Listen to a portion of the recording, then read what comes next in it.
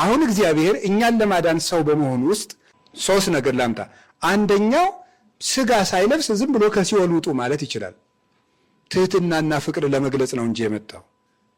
ሁለተኛ ደግሞ ምን ማድረግ ይችላል? አንዱን መልአክ ሄዶ አድናቸው ማለት ይችላል። ሶስተኛ ደግሞ ምን ማድረግ ይችላል? ድንግል ማርያምን ወደ ሰማይ ወስዶ እዛው መጸነስ ይችላል። እዚህ ድረስ ምን አመጣው? እና ለዚህ ነው አባ ጊዮርጊስ አኮ ዘአይረጋ ለእሙ ውስተ ሰማያት ከመ ትጽንስቶ በህየ፣ በሰማይ ትጸንሰው ዘንድ እናቱን ወደ ሰማይ አላሳረጋትም ይላል መጽሐፈ ምስጢር ላይ ሲናገር። ሰማያዊ በዚያ ሄዳ እንድትጸንሰው እናቱን ወደ ሰማይ ይዟት አልሄደም። ወደ እናቱ ነው የመጣ ወደዚህ ምድር ማለት። ይህ ፍጹም ትህትና ነው። የእኛን ኦ ዘአፍቀርከ ትህትናው ለእጓለ እመሕያው እምነ እበዮሙ ለመላእክት፣ ከቅዱሳን መላእክት ልዕልና ይልቅ የሰው ልጆችን ውርደት እንደምን አድርገህ ወደድከው ብሎ ይናገራል አባ ጊዮርጊስ። ስለዚህ ቅዱስ ጳውሎስም ሲናገር ፊልጵስዩስ ምዕራፍ 2 ከቁጥር 5 እስከ 8 ምንድን ነው የሚለው? ወነሳ አርአያ ገብረ አኮ ኃይዶ ዘኮነ እግዚአብሔር አላ አትሕቶ ርእሶ ነሳ አርአያ ገብረ። እሱ ቀምቶ እግዚአብሔር የሆነ አይደለም ይላል። የራሱን ዝቅ አድርጎ የባሪያን መልክ ይዞ ነው እንጂ ይላል። የባሪያን መልክ ይዞ ነው እንጂ ቀምቶ እግዚአብሔር የሆነ አይደለም። አንደኛ ቆሮንቶስ ምዕራፍ 8 ላይ ደግሞ ሲናገር እንዘባይሉ ውእቱም ኩሉ አንደ ርሶም ኩሉ ከመ ትእባሉ አንትሙ በንዴተ ዚአሁ፣ ከሁሉ ባለጸጋ ሲሆን እሱ ራሱን ከሁሉ ድሃ አደረገ፣ በእሱ ድህነት እናንተ ባለጸጎች ተሆኑ ዘንድ ይላል።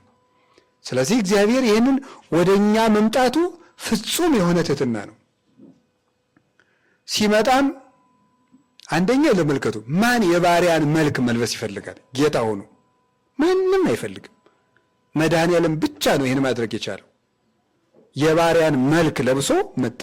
ሲጀመር የሰው ስጋ መልበስ ለእግዚአብሔር መጠኑ አይደለም፣ ፈጽሞ አይነገርለትም። ትሕትና የዋህነትና ሂሩት ግን ይሄን አደረጉ። እግዚአብሔር እኛን ከፈጠረበት ትሕትናው በላይ ደግሞ ያዳነበትን ትሕትናው አብልጦ ሊነግረን እመቀመቃት ብንሄድ ምንድነው አባ ማነው ቅዱስ ዮሐንስ አፈወርቅ ሃይማኖተ አበው ምዕራፍ 63 ላይ የሚናገረው ነገር አለ። ወበከመ ብእሲ ዘተሃጦ ፍቅሩ፣ ወዳጁ ሩቅ አገር እንደሄደበትና እንደጠፋ እንደኮበለለበት ሰው አለ ወሮጸ ድኅሬሁ፣ እስኪያገኘው ድረስ እስኪይረክቦ እስኪያገኘው ድረስ ከኋላው ተከትሎ እንደሮጠና እንደሚሮጥ ሰው አለ ከማው ርቀት ጥቀ ህላዌነ እምኀበ እግዚአብሔር፣ እንደዚህ ሁሉ የኛ ባህሪ ከእግዚአብሔር ጨርሶ ርቆ ነበረ፣ ተከትሎ መጣ ይላል። እሱ ራሱ ምን ብሎ ነገረን? የማቴዎስ ወንጌል ምዕራፍ 18 ላይ እስመ መጻ ወልደ እጓለ እመሕያው ከመ ይስስ ወያድኅን ዘተሃጉለ፣ የሰው ልጅ የጠፋውን ሊያድን መጥቷል። ስለዚህ የእግዚአብሔር ልጅ ኢየሱስ ክርስቶስ የሰው ልጆችን ለማዳን እዚህ ድረስ በመምጣቱ ፍቅር ታወቀች። ከዚህ በላይም ፍቅር የለም።